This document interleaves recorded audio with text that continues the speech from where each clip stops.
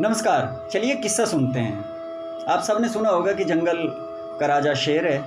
तो एक बार कुछ ऐसा हुआ कि जंगल के जो बाकी जानवर थे उन्होंने सोचा कि भाई ये शेर जो है इसको बने हुए काफ़ी समय हो गया, तो ये तानाशाही कर रहा है, तो इसलिए इसको हटा देना चाहिए। तो क्या किया जाए, उसके लिए बड़ी क्रांति हुई और कहा गया कि चुनाव होना चाहिए, हम लोकतंत्र चाहते हैं। तो चूँकि जो बाकी जानवर थे उनके मेजॉरिटी थी और चुनाव हुआ, और चुनाव जब हुआ तो उसमें ठीक वैसा ही हुआ। शेर जो है वो हार गया और बंदर जो है उस चुनाव में जीत गया।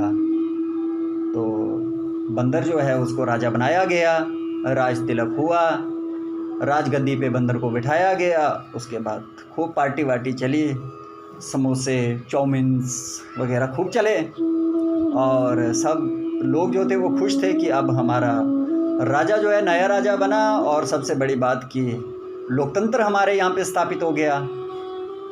तो कुछ समय बीतने के बाद क्या होता है कि एक बार शेर एक गिदड़ के बच्चे को लेके चला जाता है। वो अपने भोजन का प्रबंध सोच रहा है कि शाम को तो खाना है तो कुछ ना कुछ तो चाहिए। इस पे गिदड़ जो है वो राजा के पास जाता है और वहाँ पे राजा से प्रार्थना करता है कि बंदर महाराज जो शेर है वो हम पे अत्याचार कर रहा है, वो हमारे बच्चे को लेके चला गया, वो उसको मार देगा, तो आप उसे बचाइए।